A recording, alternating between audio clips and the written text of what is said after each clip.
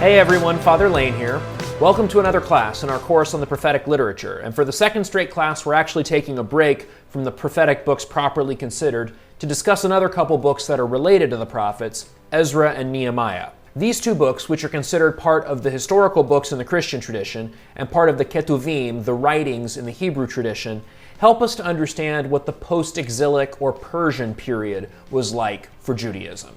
What was it like after the exiles were allowed to return to their homeland beginning in the late 6th century BC?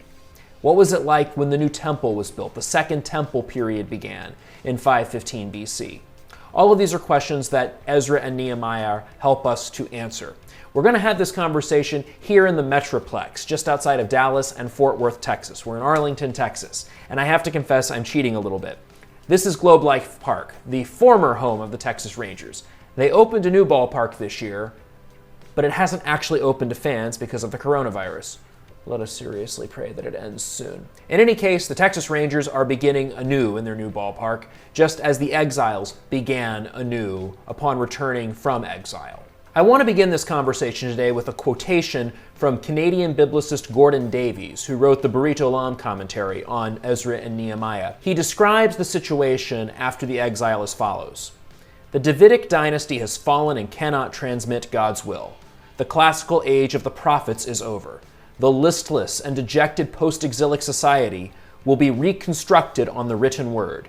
With Ezra's reforms, the text of Scripture becomes an open book and a canon, a publicly accessible source of grace, and power to be shared equally with all who are capable of understanding. Davies here rightly articulates how society changed after the exile.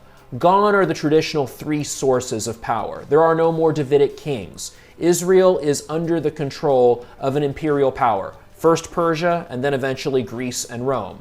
The age of classical prophecy has ended. While we will have the prophet Haggai talk about building the temple, that's happening in the late 6th century, we'll also see the prophets Zechariah and Malachi. We're at the end of that era. Priests will take on a new role, but that's going to happen more in the Greek era rather than during the era of Ezra and Nehemiah. So there's a vacuum. What fills it? The written law, the written text. And indeed, we can see that's an important theme. We jump ahead to Nehemiah chapter 8, verses 8 and 9, where we have the main characters of this book both present in a solemn national commitment. It tells us Ezra read clearly from the book of the law of God, interpreting it so that all could understand what was read. Notice what's happening here. The emphasis is on the book of the law, the written word. So let's look at our agenda for today. We're going to say a few more things about the historical background of the world of Ezra and Nehemiah. Then we'll do a synchronic survey of the two books, and then we'll talk about a couple of major inferences we can make from the text. First, the historical background. Beginning in 539 BC, those taken captive by Babylon are allowed to return. And you can see on this map the path they take home. You can see beyond the river, a Persian district, a Persian satrapy is founded, which ultimately is where the post-exilic Jews are going to be allowed to resettle back in their homeland. This is consistent with what we know of Persian practices, where the Persian kings, and we're thinking of Cyrus in this time, recognized it's better to have willing cooperators rather than unwilling cooperators. The Persians realized that unlike the Assyrians and Babylonians, it was better to let local cultures and local religions survive rather than to impose a single imperial culture or religion. The Greeks would learn that lesson the hard way, but that's another class. Anyhow, so that's the geography. During this time, you can see a number of important Persian kings. I've got the list of them here for you. Highlighted in cyan, we've got the two earlier kings, Cyrus and Darius. Cyrus allows the exiles to return. Darius is the one who is king when the Second Temple is dedicated. Incidentally, the Second Temple period, you'll hear that term a lot of times in biblical scholarship. The Second Temple period goes from 515 BC when it's dedicated. It's in contrast to the First Temple, which is the one Solomon built that the Babylonians destroyed in 586. The Second Temple period begins at its dedication in 515 and lasts all the way until AD 70 when the Romans destroy it, and this is after Jesus' death and resurrection. You will also notice highlighted in yellow, two of the three kings are Artaxerxes. This is important because Ezra's ministry, recorded in the book of Ezra, is dated to the time of King Artaxerxes. But the question arises, which one? The traditional position, and still the majority view among scholars, is that it's the earlier of the two. It's in the 5th century. However, some have argued that no, it should be later. That's a minority view, but it deserves to be presented. Notice we do know that Nehemiah served as governor, was sent by the Persian king during the reign of King Artaxerxes I. So that's the historical background for the events that we're talking about in this book. Let's go ahead and move to our outline. You can see the events are intermixed. There's all sorts of different things going on, and I'm not going to draw attention to everything here. I do want to call your attention to the 2 missions of Nehemiah to Jerusalem. We'll look at both. Nehemiah is sent to Jerusalem to rebuild the city walls, and then he requests to go back to fulfill different responsibilities that are seen as important by Nehemiah.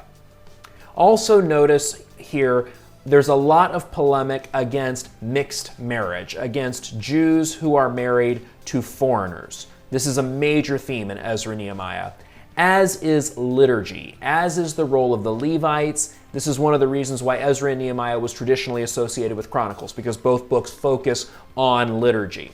In reality, we think they do in fact have different authors because they diverge in a number of other areas. But we should point out these 2 books come together in one important place. 2 Chronicles, you'll recall, ended with a quotation that matches most of what Ezra begins with. Thus says Cyrus, a decree of King Cyrus, the Persian king, those among you who belong to any part of his people, referring to the Lord's people, may their God be with them. Let them go up to Jerusalem and Judah to build the house of the Lord, the God of Israel, that is, the God who is in Jerusalem. And that's how it all begins. Jews are allowed to return to Jerusalem. In time, they rebuild the temple. In time, the city wall is rebuilt. And most importantly, in time, Jewish culture is rebuilt. One other notable thing we should say about Ezra and Nehemiah is that much of it is narrated in the first person singular. We have an example here from the end of Nehemiah where Nehemiah requests the king of Persia to let him go back to Jerusalem. I asked leave of the king and returned to Jerusalem. I point this out because the narration we see in Ezra and Nehemiah differs from much of the other biblical narrative, which is in the 3rd person. So we have 2 major inferences from the text I want to call our attention to. One is generally thought of as negative, one very positive. The first, the more negative one, is what I like to call the mandatory divorce position. That's a cute way of saying that Ezra and Nehemiah have the strongest exclusivist position of the entire Hebrew Bible. Let's look at how far it goes. We look at Ezra chapter 9, verse 3. Let us therefore enter into a covenant before our God to dismiss all our foreign wives and the children born of them. That is to say, foreign wives and children are to be abandoned by pious Jews. Seems strong. Nehemiah is just as strong. At the conclusion of the book, he says, "So I cleansed them of all foreign contamination." Wow, this language of cleansing is very, dare I say, offensive to us today. I think we can cast it in a more positive light in its context, though.